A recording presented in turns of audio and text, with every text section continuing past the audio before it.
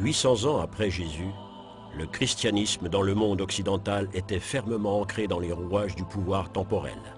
La persécution des premiers chrétiens, la souffrance des premiers martyrs sous l'Empire romain était maintenant un passé bien révolu.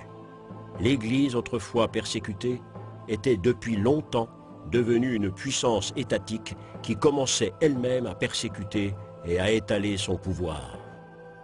Était-ce le cours fatal des choses ou un développement inévitable? Le résultat de conditions politiques ou une erreur dans cette interminable recherche de la vérité?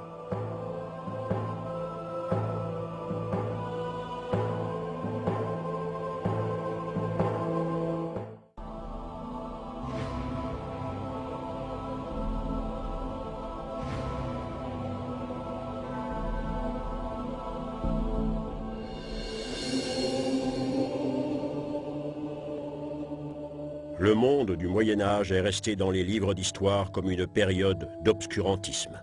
Une période pendant laquelle la haute culture de l'Antiquité était oubliée, pendant laquelle le pape et l'empereur se faisaient la guerre, pendant laquelle les croisades s'achevaient par des échecs sanglants et au cours de laquelle les papes s'excommuniaient l'un l'autre.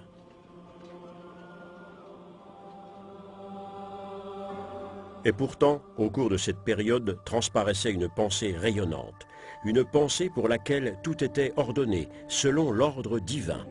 Ce concept allait être gravé dans la pierre, dans un puissant acte de foi. Ce seraient les cathédrales. Ces magnifiques monuments devaient représenter l'ordre divin, un avant-goût de la perfection divine. L'époque tout entière se reflète dans la construction des cathédrales, sa foi, sa richesse et ses connaissances.